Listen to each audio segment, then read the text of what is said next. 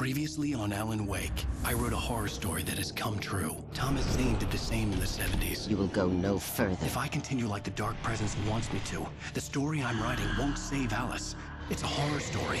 No one will survive. You knew Zane! Thomas Zane! You're the Lady of the Light in the song! He left something behind to help me. The clicker. Alan thought of this as he stood on the rim of Cauldron Lake, the clicker in his hand. He took a deep breath and jumped. I can get to her now. I can finish this.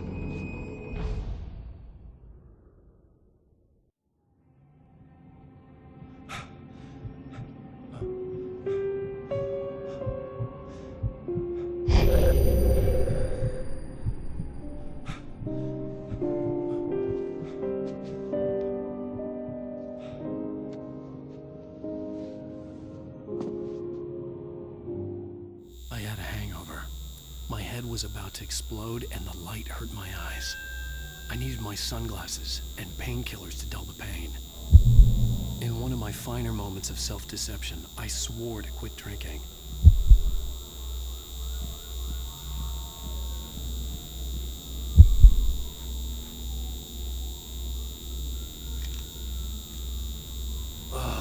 The sunglasses made the world look bearable. Now I could keep my eyes open without feeling like a vampire in the sun. I wasn't sure I'd make it out there without some painkillers.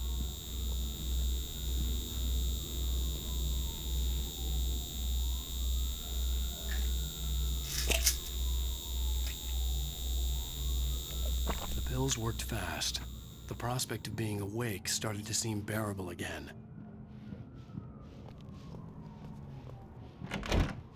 There was a message waiting for me on the machine.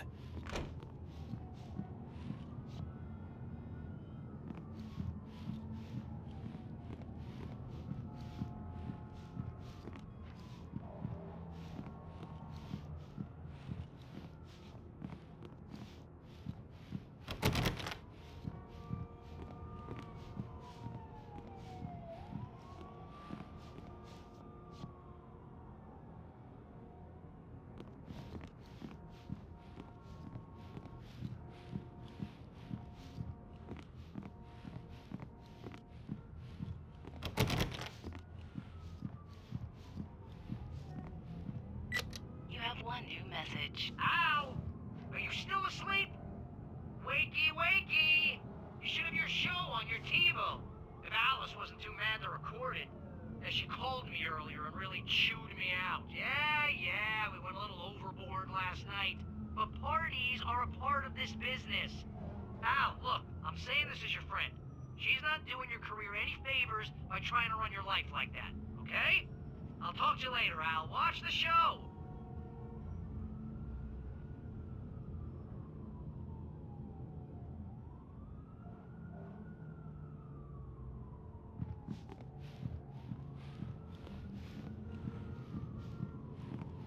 I'd been a guest on the talk show the previous night, talking about my latest book.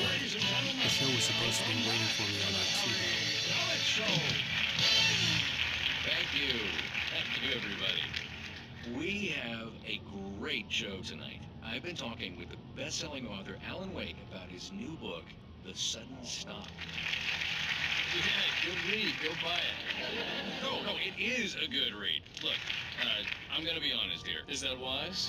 No, but I'm gonna do it anyway. I got people who give me the lowdown on books. I'm a busy guy.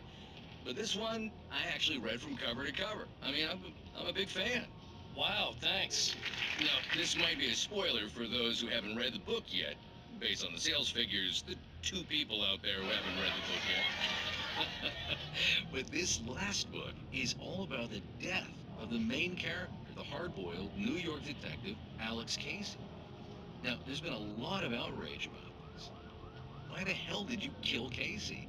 What the hell were you thinking, man? Good riddance.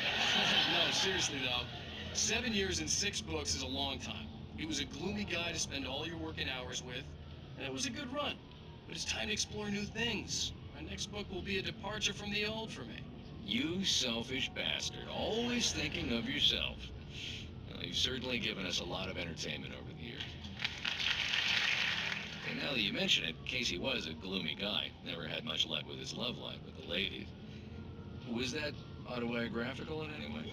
Yeah, no kidding. Casey's lady friends tended to die on him. With Casey, it was all about his pain. No, nothing autobiographical about that. I'm a happily married man. My wife is my muse. Well, congratulations. That's great to hear. So, how's the publicity tour been treating you? Good, great. But I gotta say, I'm glad to be back home in New York. Well, you've certainly been on the news a lot lately. Lots of parties and, you got into a fight with some paparazzi. Oh, man. Well, that guy was really in my face. I lost my temper. I know that wasn't cool. You are famous for that temper. Well, I did also write several books. Well, your latest novel is called The Sudden Stop, and it's in bookstores now. Go get it. That means the two of you out there who haven't bought it yet. Ladies and gentlemen, that's all we have for you tonight. I want to thank all our guests for the evening. Alan Wake, Sam Lake, once more, do the face for Sam. And our musical guests, Poets of the Fall. Thank you. At least I'd been funny. I told myself I could live with that. Hey, honey. Did you watch the show? I didn't say anything stupid if that's what you want to know. Okay, Grumpy. You want an aspirin or something? Are you going to start with me about drinking now? You know what? Go back to sleep, Alan.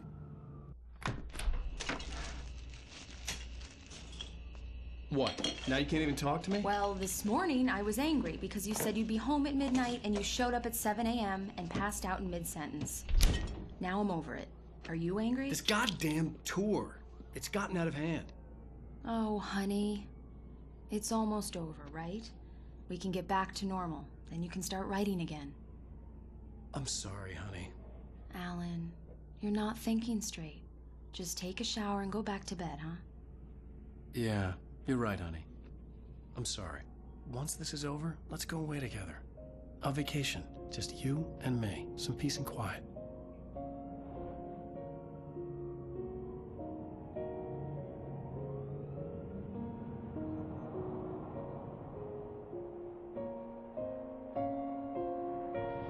Somehow, the clicker was the key to the cabin.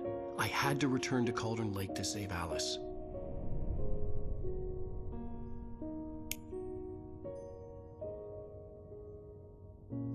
I'm going back to the lake to finish this.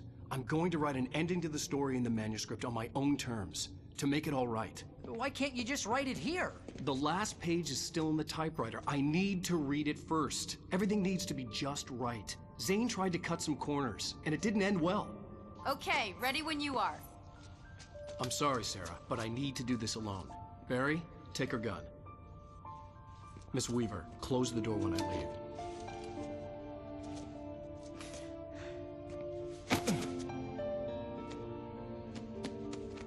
Good luck, Al. See you later.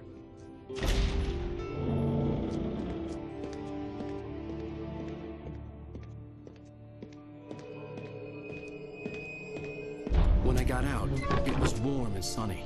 I'd flicked the switch of the clicker. Had it done this? I didn't stop to question it. I had to take advantage of the sunlight to get to the lake. On Zane's page, I'd stood on the rim of Cauldron Lake, about to use the clicker. That's where I was headed.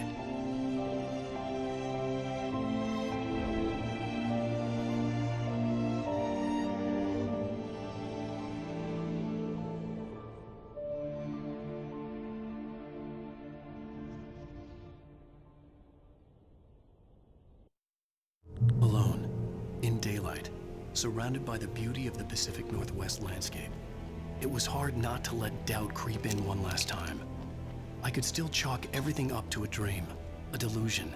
I had enough imagination to make up something like this, having been in the cabin all this time, trapped in a story inside my head, gone mad from grief over Alice's death like Hartman had claimed. There would be no way of knowing. I told myself it didn't really matter. My course was set.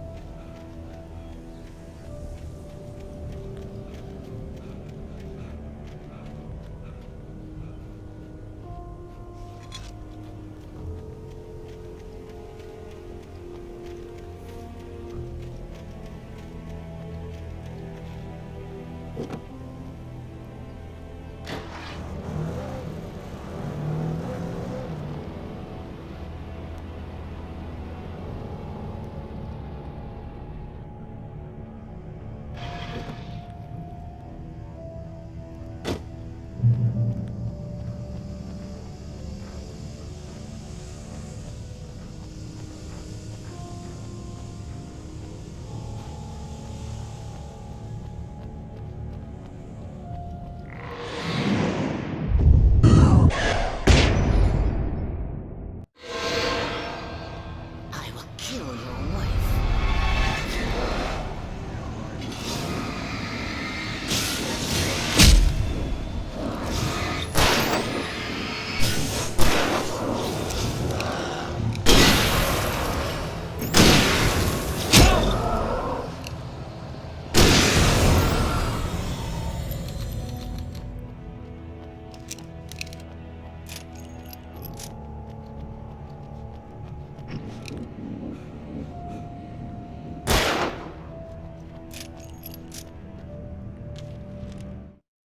The Dark Presence was no longer trying to capture the writer so he could create the ending it wanted.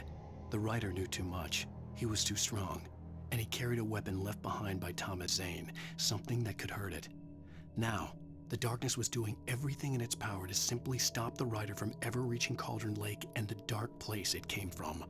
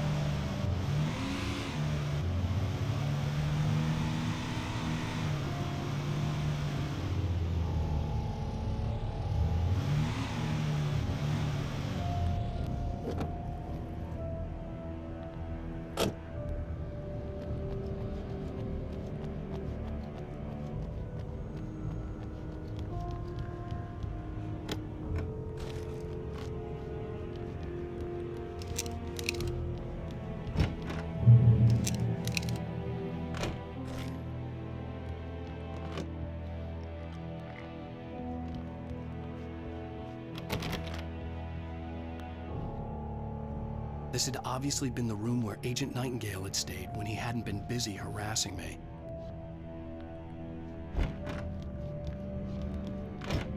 Look after yourself, and your workers.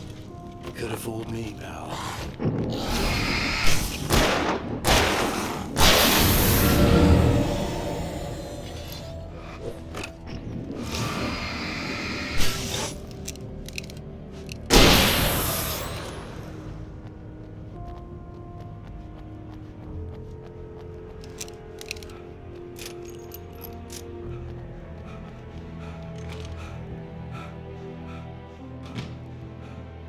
Based on the signature in the motel register, Agent Nightingale had stayed here, in room number 2.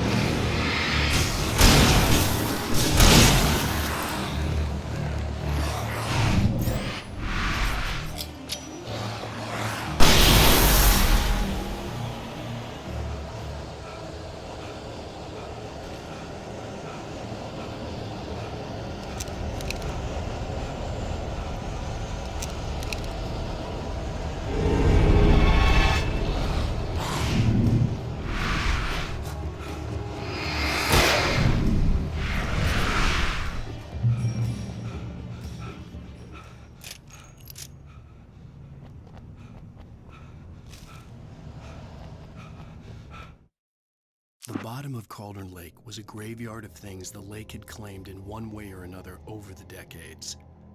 The dark presence brought them up in its wake, scattering the rotten waterlogged hull of an old boat here, the remains of a long-ago crashed airplane there, trees shattered under the impacts. The earth groaned. It didn't even notice.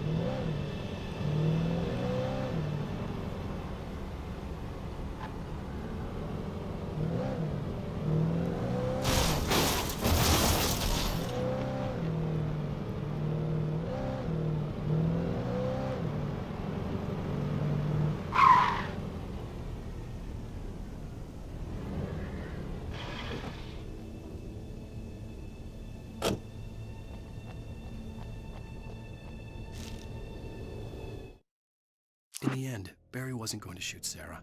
They both knew that. Once she had no chance of catching up to Wake, Barry gave up the gun and sat down on the floor, shielding his face from the merciless glare of the well-lit room. "I don't think I'm ever going to see him again," he said in a weak voice. Sarah didn't have it in her to be mad at him. Besides, he was probably right.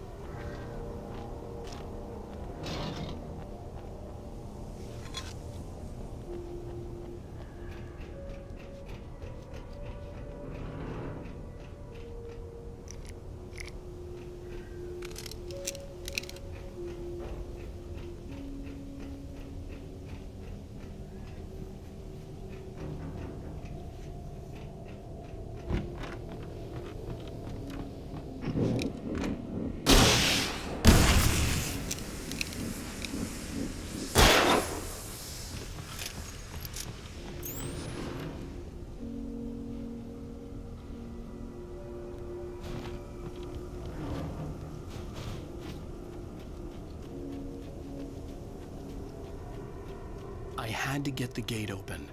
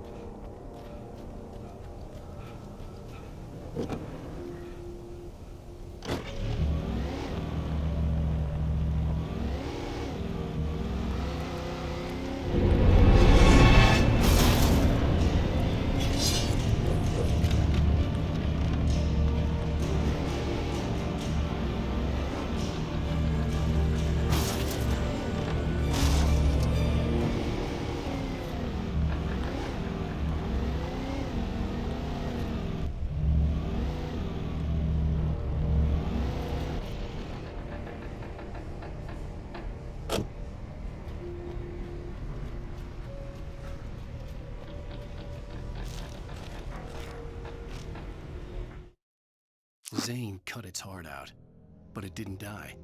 The thing that wore Barbara's face kept crooning sweet nothings sugar-laced with poison. He put on the suit, untied the monster from the chair.